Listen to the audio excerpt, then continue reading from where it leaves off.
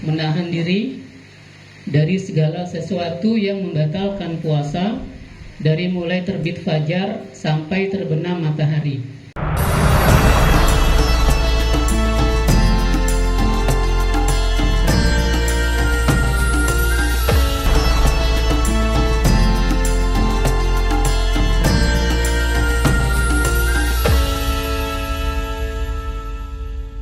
Assalamualaikum warahmatullahi wabarakatuh.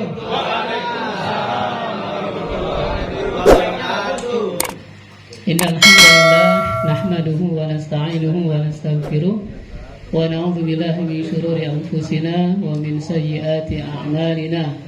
May yahdihillahu fala mudilla lahu wa may yudlilhu fala hadiya lahu.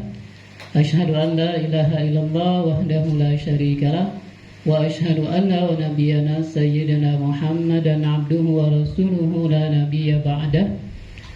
Allahumma salli ala sayyidina Muhammad wa ala ali sayyidina Muhammad.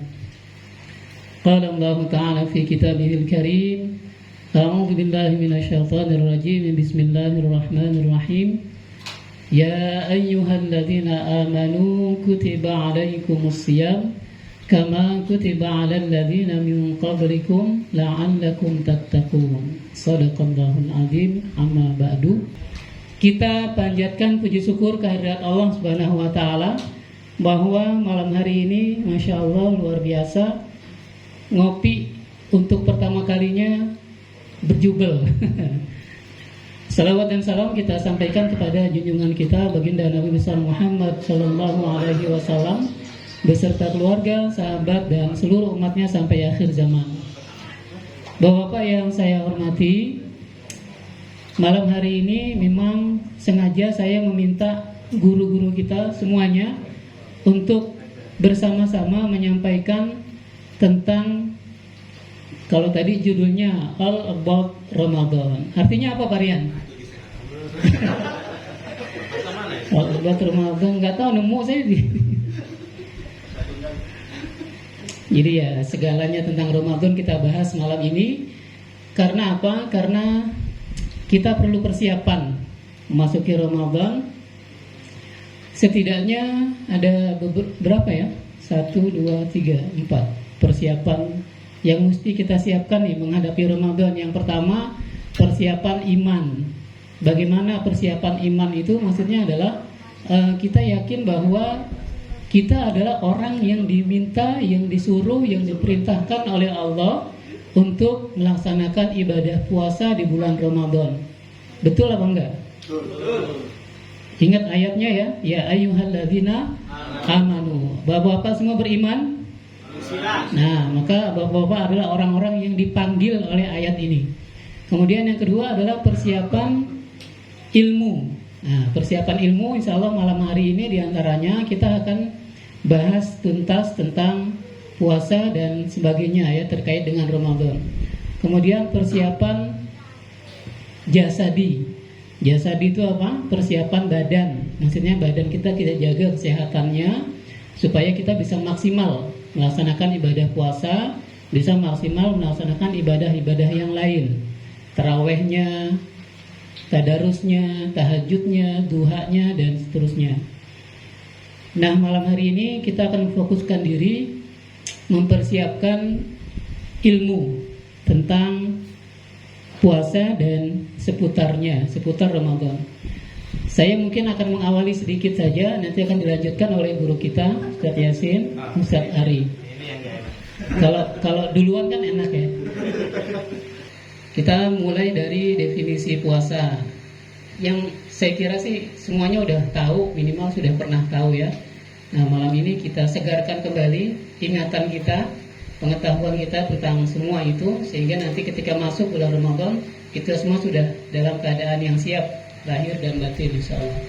Jadi definisi puasa itu adalah menahan diri dari segala sesuatu yang membatalkan puasa dari mulai terbit fajar sampai terbenam matahari. Oke, itu definisinya. Kemudian syarat wajib puasa. Ya, ini saya sudah ada slide-nya. Sengaja saya buatnya yang simple. yang enggak, saya sengaja nggak masukin ayat ya, ayat hadis, apalagi yang bahasa Arab, apalagi yang Arab botak itu susah dimengerti, nggak kita semua bisa baca, termasuk saya sendiri. Jadi seperti ini saja, ini definisinya.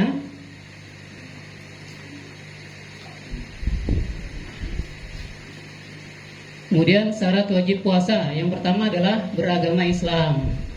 Tentu saja yang tidak Islam tidak wajib puasa, tidak termasuk di dalam panggilan ya ayyuhalladzina amanu.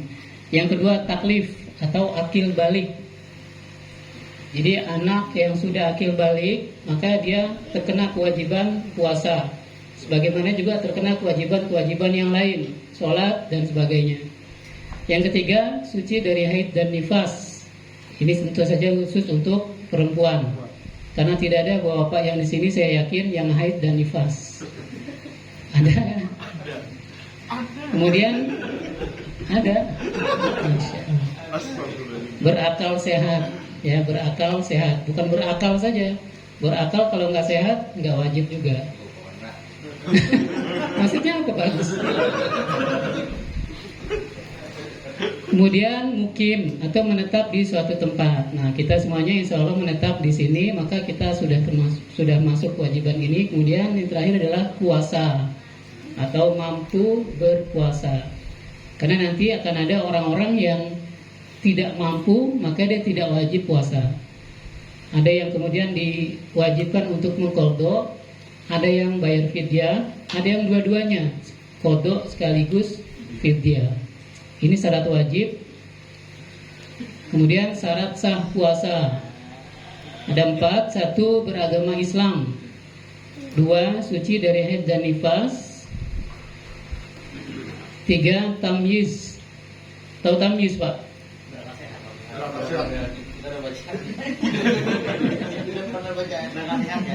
Iya sih, berakal sehat. Tapi lebih tepatnya adalah bisa membedakan antara yang baik dan yang buruk.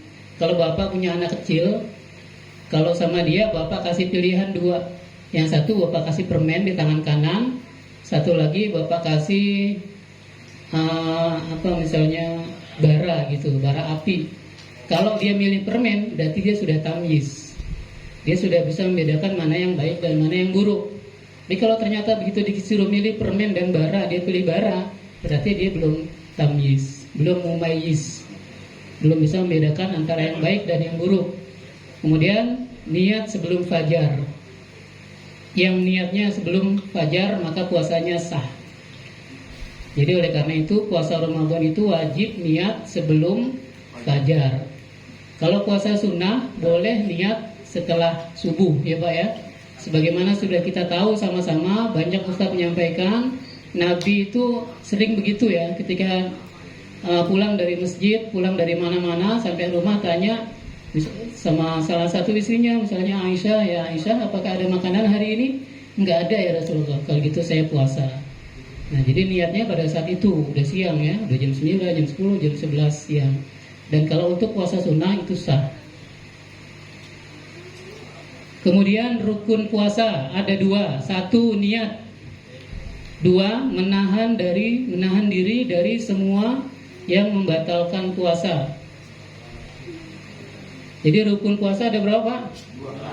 1 niat. 2 menahan diri dari semua yang membatalkan puasa. Apa saja nanti dalam kitab Safinatun Najah disebutkan 3 niat rukun puasa. Selain yang 2 ini ditambah orang yang puasa itu sendiri, orangnya. Jadi orang itu masuk rukun. Tapi ini pendapat tidak masyhur. Jumhur ulama sepakat bahwa rukun puasa itu 2, niat dan menahan diri dari segala yang membatalkan puasa. Ini yang tidak wajib puasa. Ada 9. Yang pertama adalah anak kecil. Anak kecil tidak wajib puasa karena akalnya belum sempurna. Kemudian apakah anak kecil wajib qadha atau wajib fidyah? Tidak ya. Tidak, dia tidak wajib qadha dan tidak wajib fidyah. Kemudian yang kedua, orang gila. Orang gila bagaimana hukumnya? Kalau misalnya Ramadan ini selesai sampai Lebaran dia masih gila, terus habis Lebaran sembuh, nggak gila lagi, apakah dia wajib qadha? Wajib qadha fidyah? Tidak. Jadi qadha saja, ya. Kemudian orang sakit. Orang sakit kalau sembuh dia wajib qadha. Kalau dia nggak sembuh, ternyata sampai Ramadan tahun depan masih sakit, nggak bisa puasa, maka dia wajib fidyah, tidak wajib qadha. Kemudian orang tua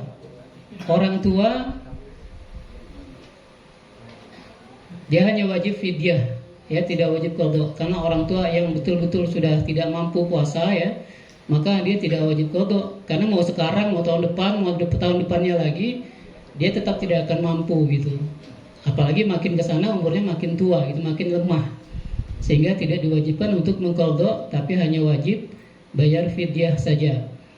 Kemudian yang kelima, wanita haid. Bagi wanita haid dia wajib qadha dan tidak wajib fidyah. Begitu juga dengan wanita yang nifas, wajib qadha, tidak wajib fidyah. Kemudian wanita hamil atau melahirkan.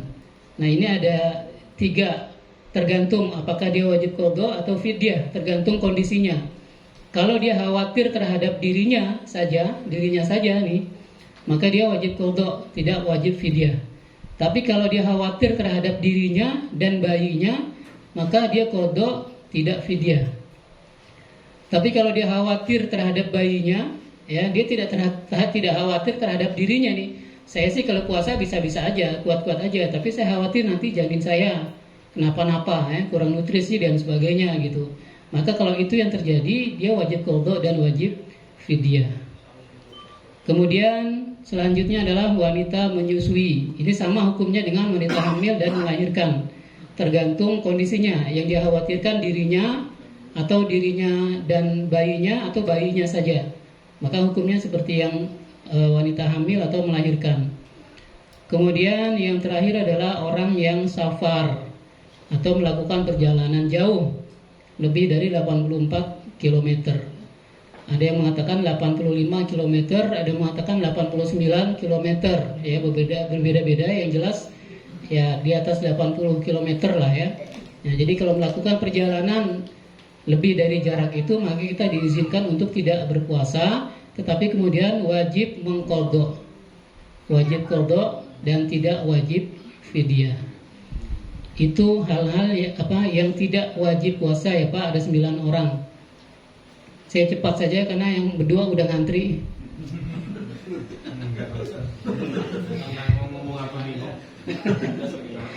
Yang membatalkan puasa, memasukkan sesuatu ke dalam 5 lubang. Lubang apa aja? 1, mulut. 2, hidung, ada 2 ya. Kemudian telinga. Terus lubang yang bawah, lubang depan, lubang belakang, kubul dan dubur. Kalau masuk itu sesuatu ke situ, baik benda padat maupun benda cair, maka batal puasanya. Nah, tetapi kemudian perlu dipahami bahwa tidak setiap masuk ke dalam rongga itu, ke dalam 5 lubang itu kemudian batal. Yang dimaksud masuk itu adalah kalau mulut maka sampai menelan. Kalau sampai menelan maka batal puasanya. Tapi kalau cuma sampai di mulut saja, sampai di lidah saja, kemudian dikeluarkan lagi, maka tidak batal puasanya. Yang sering ngalamin tentu ibu-ibu, ya, istri-istri kita, karena mereka setiap hari masak dan dia mencicipi masakannya. Kalau dia cicipin sekedar di lidah saja, lalu dikeluarkan lagi, maka puasanya tidak batal. Kemudian dari lubang telinga, kalau dia ngorek kuping, ini sekedar sebatas jari ini masuk saja, itu nggak batal. Tapi kalau kemudian masuknya terlalu ke dalam, ya ulama beda pendapat. Ada yang mengatakan kalau terlalu dalam masuknya batal, tapi ada juga yang mengatakan tidak batal. Nah, kalau kita yakin yang mana? Kalau yakin batal ya jangan, gitu ya. Kemudian ngupil, batal nggak ngupil? Kan masuk ke salah satu lubang yang 5 tuh. Nah, kalau ngupilnya sekedar gini aja gitu ya, itu nggak batal. Tapi kalau terlalu ke dalam itu sampai berasa panas di sini, nah itu batal. Kalau Diisep. Kebatal tuh kalau ngupil terus upilnya dimakan, itu batal. Yang kedua, muntah. Muntah dengan sengaja. Apa ada muntah nggak sengaja? Ada ya, misalnya naik kendaraan. Biasa naik mobil ber-AC, terus bonceng sama saya naik mobil Alphard, saya nggak pakai AC, muntah. Itu muntah-muntah nggak sengaja, maka puasanya nggak batal. Kemudian mengeluarkan air mani dengan sengaja. Kalau nggak sengaja, mimpi Nggak sengaja nggak batal, mimpi nggak batal. bukan mimpi. Pokoknya judulnya kalau nggak sengaja maka nggak batal, kalau sengaja batal. Beneran. Saya mimpi katanya beneran. Kok bisa begitu? Mimpi katanya beneran. Ya kalau beneran batal lah. Kemudian perempuan ya lagi puasa nih udah jam 10 siang, tiba-tiba keluar haid, tiba-tiba nifas, tiba-tiba partus. Partus apa? Melahirkan. Melahirkan itu batal puasanya. Kemudian hilang akal. Hilang akal itu bisa mabuk, bisa gila, bisa pingsan. Tapi yang mesti dipahami adalah kalau gila, kalau gila walaupun sebentar, maka puasanya batal. Ya misalnya udah siang ya, udah jam 10, jam 11, jam 12 dan seterusnya sebelum maghrib, tiba-tiba gila. Belaga gila, kalau belaga gila. Belaga mengaruh ya, nggak kena hukum. Gila sadar lagi. Jadi kalau gila walaupun sebentar maka puasanya batal. Nah bedanya dengan pingsan, kalau dia pingsan, kalau dia sempat sadar sebelum maghrib maka sah puasanya. Tapi kalau pingsan sepanjang hari gitu, dari habis sahur terus dia pingsan terus sampai isya baru sadar, maka nggak sah puasanya, dia wajib mengqadha puasanya. Kemudian jima dengan sengaja. Ada jima nggak sengaja? Ya, ada juga. Ada. Lupa kan dulu sahabat aja pernah kok. Sahabat pernah jima nggak sengaja lagi puasa Ramadan, terus jima sama istrinya. Habis itu dia baru ingat, waduh lagi puasa. Datanglah ke Nabi, ya Rasulullah, celaka saya. Kenapa? Saya barusan nyelonong. Nyelonong apaan? Begitu sama istri, padahal saya lagi puasa. Terus gimana ya Rasulullah? Kata Nabi, ya udah, kamu qadha puasa 2 bulan berturut-turut. 2 bulan ya Rasulullah. Sebulan aja saya nyelonong gitu. Nggak kuat ya Rasulullah. Ya udah kalau gitu, kamu beli budak, terus kamu merdekakan. Boro-boro beli budak ya Rasulullah. Saya makan aja Senin Kemis, makan aja sering nggak apa adanya gitu. Nggak bisa juga, nggak bisa. Oke kalau gitu kamu sedekah kasih makan 60 orang fakir miskin. Ya Rasulullah, saya ini yang paling miskin, nggak bisa saya ngasih orang miskin gitu.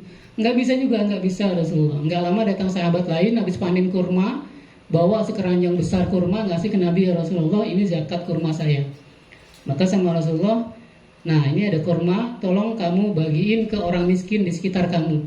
Ya Rasulullah, saya ini yang paling miskin. Ya udah kalau gitu ini kurma kamu bawa pulang, kamu kasih makan anak istrimu. Itu kalau kata orang Sunda, kue cincin ganda sturi. Udah miskin nggak tahu diri. Udah miskin nyelondong bulan puasa pula. Suruh ganti 2 bulan nggak bisa. Suruh merdekakan budak nggak bisa. Suruh sedekah 60 fakir miskin nggak bisa. Akhirnya menang banyak, dapat korma sekeranjang gede. Udah nyelondong dapat korma, dia luar biasa ya. Tapi intinya adalah kalau jima sengaja puasanya batal. Kemudian yang terakhir ada murtad atau riddah ya, keluar dari Islam. Kalau ada orang Islam puasa tiba-tiba di tengah jalan siang-siang dia keluar dari Islam maka otomatis puasanya batal. Lanjut. Ini yang membatalkan pahala puasa ada 5. Yang pertama adalah berdusta atau bohong atau nipu atau ngibul. Puasanya nggak batal, yang batal adalah pahalanya. Jadi kayak kita kerja tapi nggak digaji, ya. Saya kira nggak ada yang mau lah begitu. Yang kedua, gibah. Gibah itu menggunjing, membicarakan keburukan orang lain. Yang ketiga, mengadu domba, namimah, ya. Mengadu domba antara dua orang sehingga begitu dua orang ketemu terus berantem. Nah itu kalau kita lakukan itu maka kita pahala puasa kita batal walaupun puasanya sah. Yang keempat, memandang sesuatu yang haram. Nah ini yang paling berat bagi bapak-bapak, ya Pak ya. Iya. Mana apa itu? Ya sesuatu yang haram ya begitulah. Yang pakai yang kekurangan baju perempuan itu ya. Baju adiknya dipakai gitu kan, baju anaknya, baju belum jadi dipakai. Yang begitu kata Ustadz Dasar Latif kan dilihat dosa, nggak dilihat barang bagus kan begitu ya. Kemudian yang batalkan pahala puasa yang kelima, yang terakhir adalah sumpah palsu. Sumpah nih demi Allah saya begini-begini padahal bohong. Maka pahala puasanya batal. Kemudian yang tidak membatalkan puasa. Nah, ini kan kita perlu tahu ya. Yang pertama adalah menelan ludah. Menelan ludah nggak batal ya Pak, asal memenuhi 3 syarat. Syaratnya apa? Ludah sendiri. Memang bisa menelan ludah orang. Kali ada orang ngumpulin ludah sampai segelas, taruh di kulkas.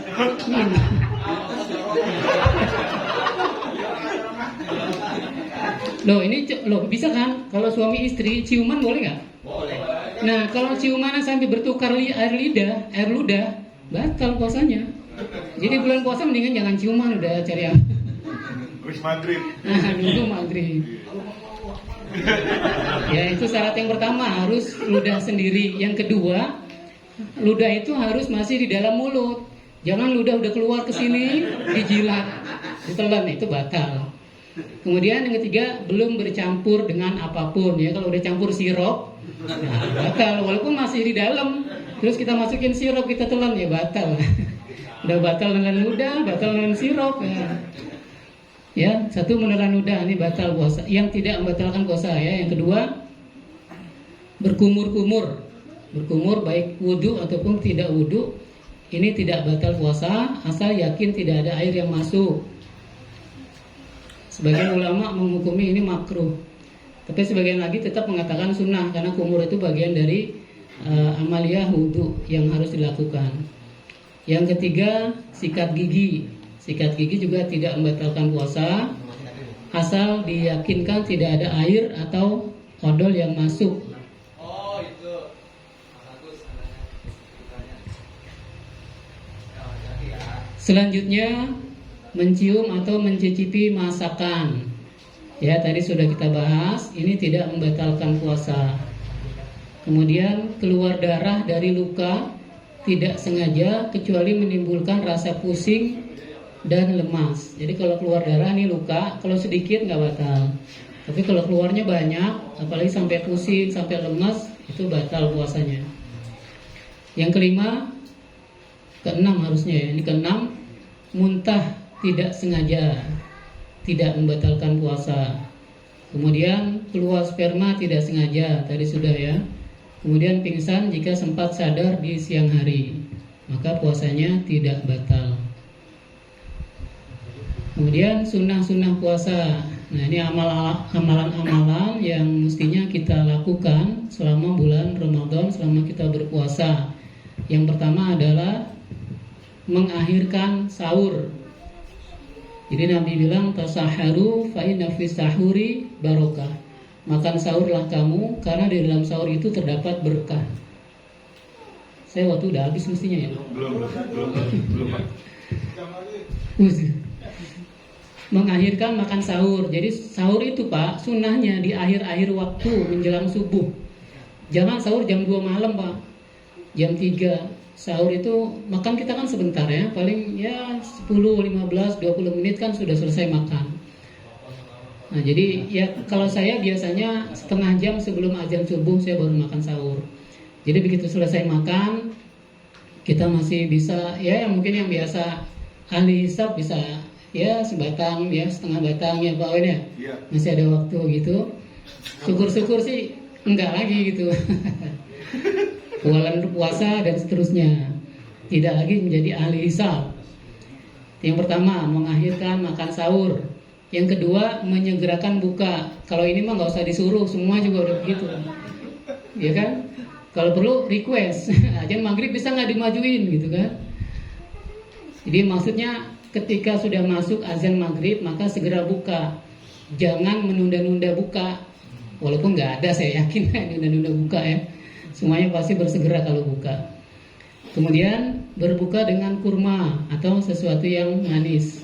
Jadi nanti tolong ajak saya kalau buka ya, kan saya manis.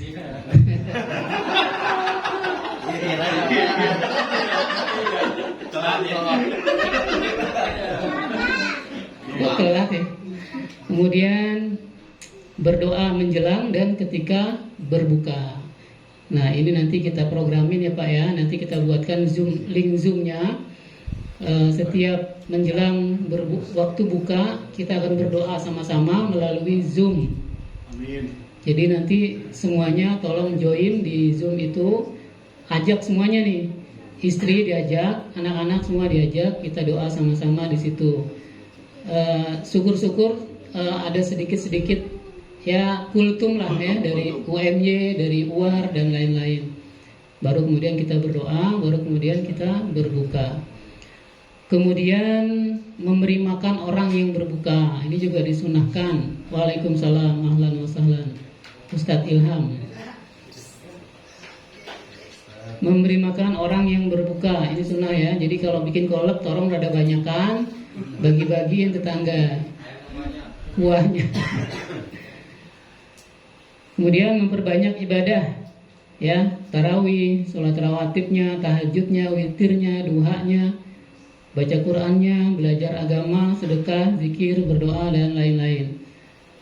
Insyaallah kita coba memaksimalkan ibadah selama Ramadan itu, baik secara kuantitas maupun secara kualitas.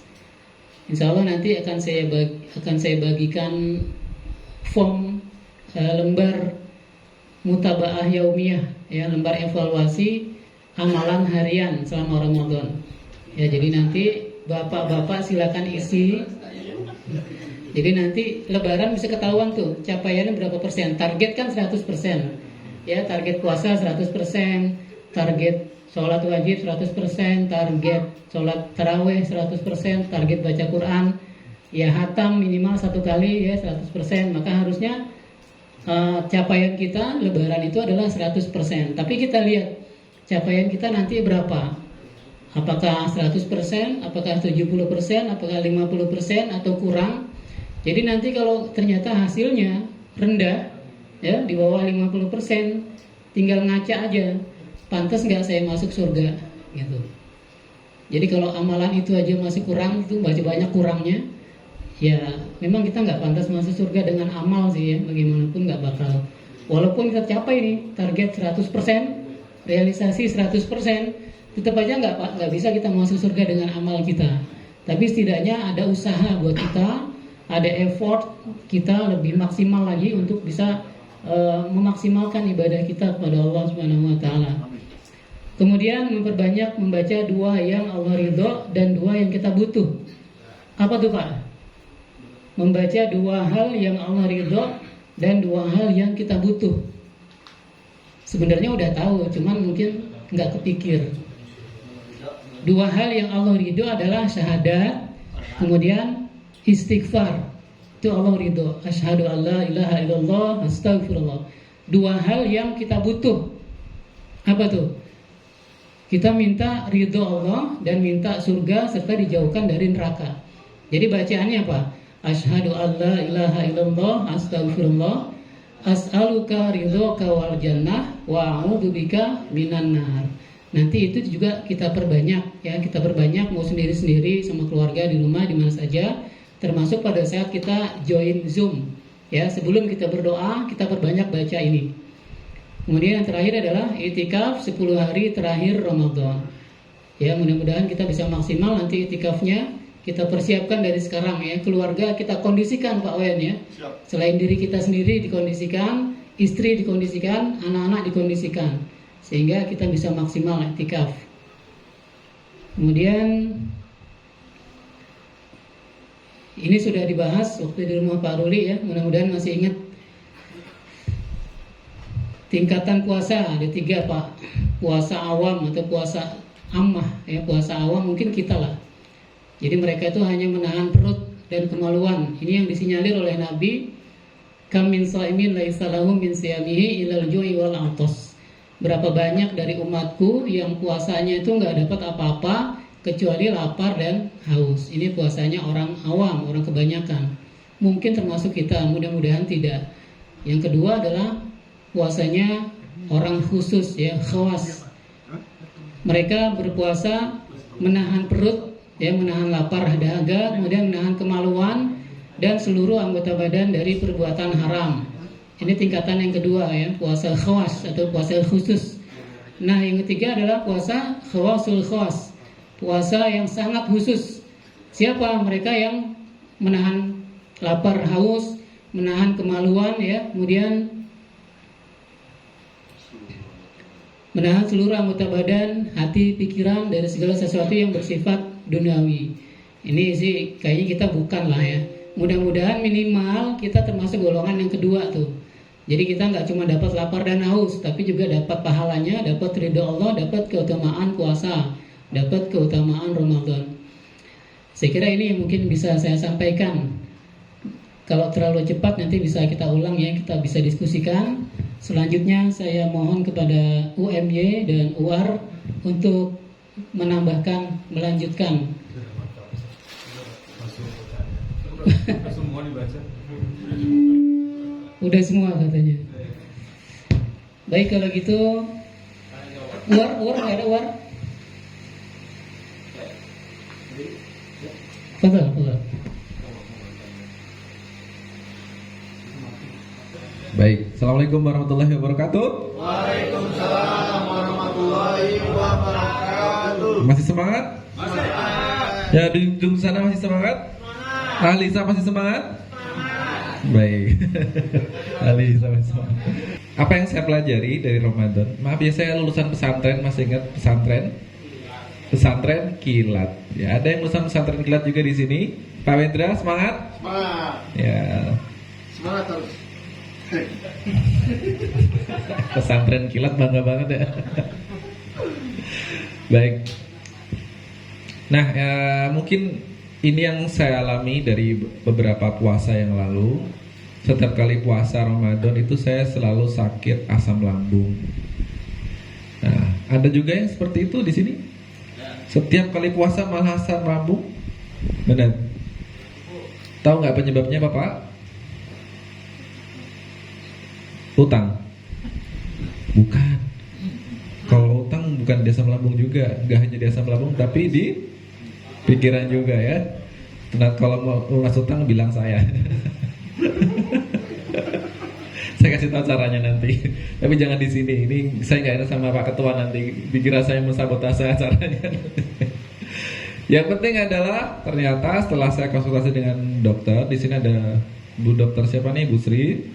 Ternyata saya itu kebanyakan makan gorengan. Nah itu mungkin. Jadi tidak boleh, sebenarnya bukan tidak boleh. Kita harus mengontrol makanan setelah berbuka. Hindari yang terlalu, makanan yang terlalu boleh. Terlalu asin, terlalu manis, jangan dekat-dekat beliau kalau beliau sudah manis. Ya. Terlalu apa lagi? Asam, asin, manis, pedas dan terlalu banyak nggak usah diomong kali. Cuman ini aja nih.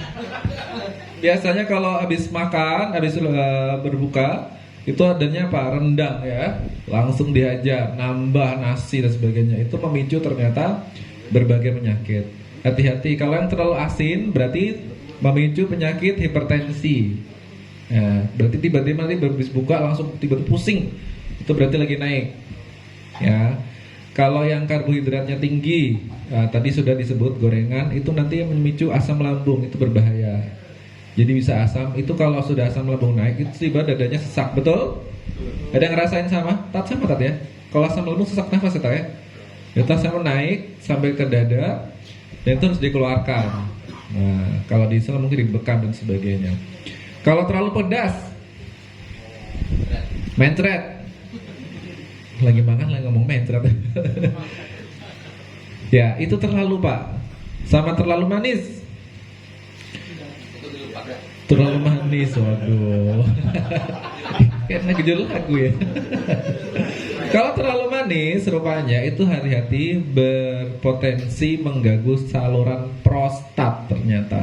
Nah, hati-hati saluran pipisnya itu. Jadi hindari semua makanan yang terlalu kenyang boleh. Kenapa? Karena kita tujuannya beribadah, bukan seharian kita menahan hawa nafsu. Tadi ceritakan sama Ustaz Domen, ada 3 level berpuasa. Level yang paling kita kan ketiga, yang nomor 1 tadi ya, yang awam ya, menahan lapar dan dahaga. Udah seharian ini lapar ya, nahannya tuh, giliran Allahu Akbar langsung buka, langsung masuk kamar jima. Gitu. Kan itu ada gitu ya. Ada sahabat Rasul juga ada tadi gitu ya. Nah, jadi habis buka langsung jima gitu, Masya Allah. Ada yang begitu, Pak Win gitu. Boleh. Ya itu dia. Itu makan, menahan mengendalikan makan setelah puasa ternyata penting sekali. Supaya apa? Biasanya nih kalau puasa itu bulan-bulan minggu-minggu pertama tuh sehat. Begitu pola makannya berubah, itu pekan kedua sampai pekan keempat itu lemes banget. Itu yang saya rasakan. Karena apa? Begitu makan langsung gorengannya 10, 6 itu udah, itu langsung. Biasanya akan hari ketiga, hari keempat itu asam lambung langsung ke Bu Dokter.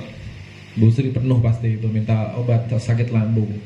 Nah, menahan makan juga. Yang kedua, menahan dompet.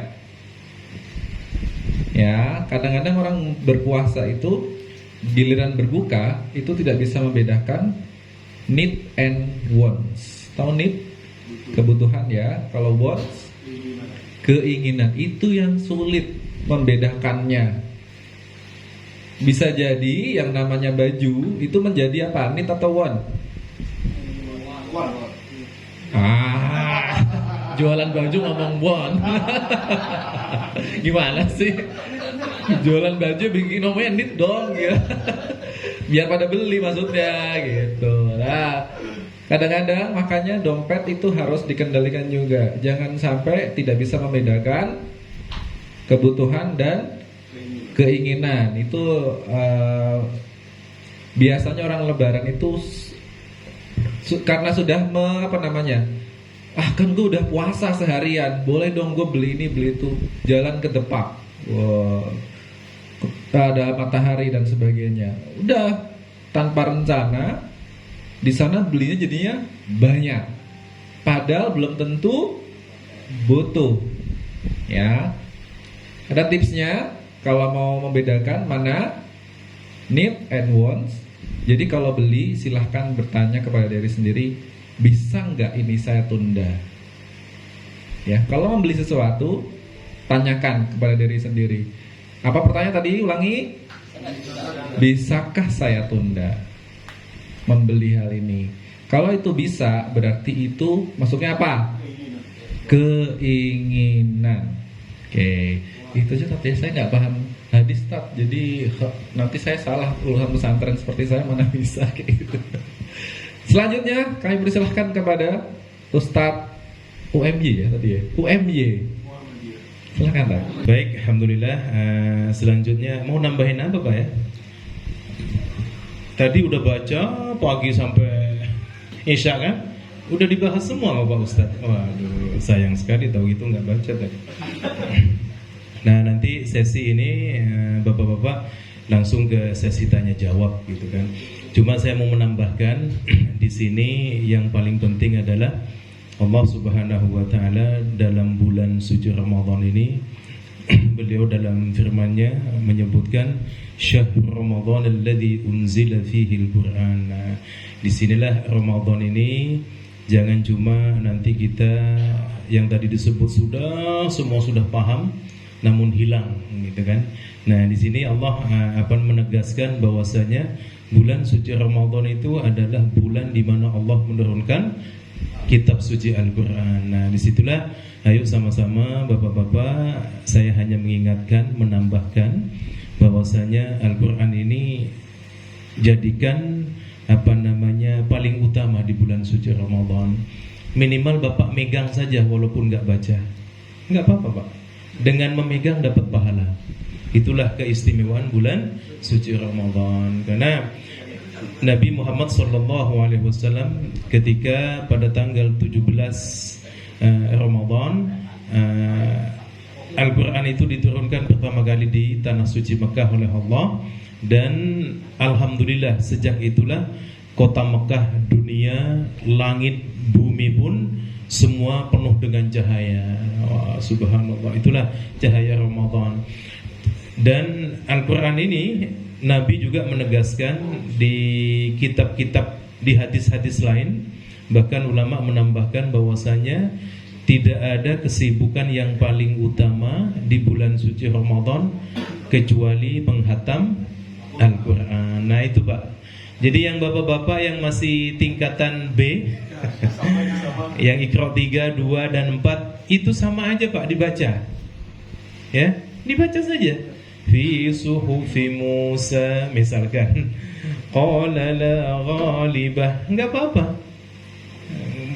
Daripada nanti baca yang lain enggak bisa gitu kan. Yang bisa aja baca pak. Bahkan ulama menegaskan tidak hanya membaca, megang saja dapat pahala pak.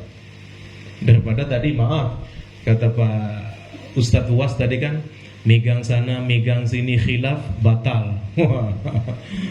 Senggol sana, senggol sini, aduh Pak Ustadz saya batal nih gitu kan, khilaf. Masa ada jima khilaf gitu kan. Itu mah disengaja gitu kan.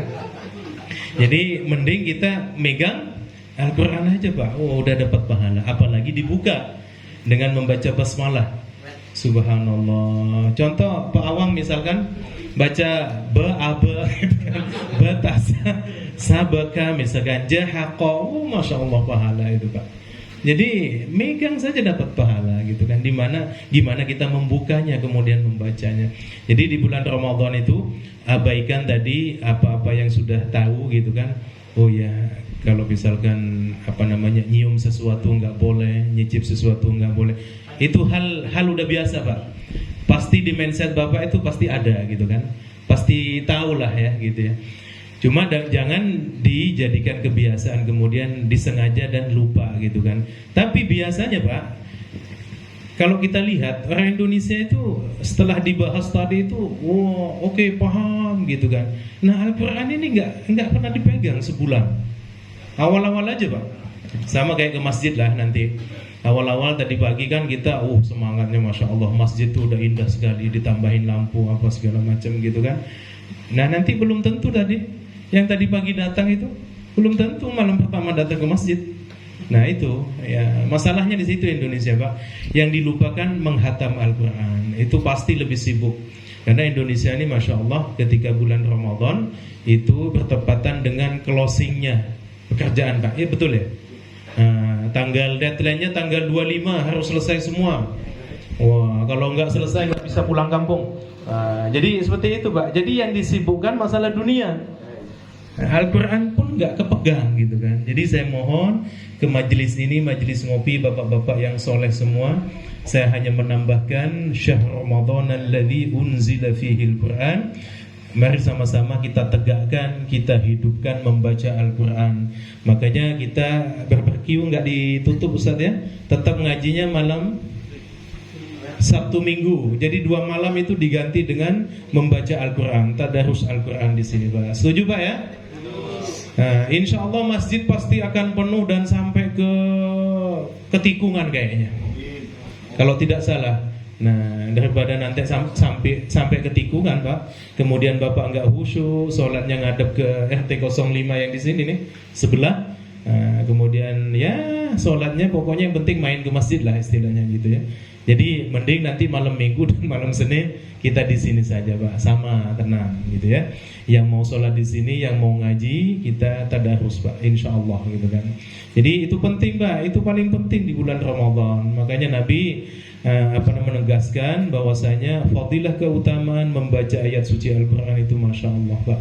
Kalau bisa minimal tadi kata Ustadz, paling sedikitnya kita hatam sekali saja dalam sebulan. Kalau nggak bisa, ya minimal bacalah Pak ya, baca, jangan sampai nggak baca gitu kan.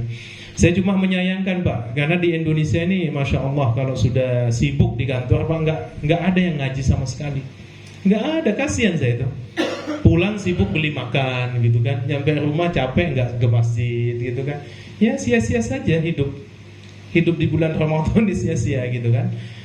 Makanya Pak Wen, jangan hanya tagline saja di spanduk ditulis tidak akan saya sia-siakan bulan suci Ramadan tahun ini, tapi ya monggo kita sama-sama hidupkan janji kepada Allah.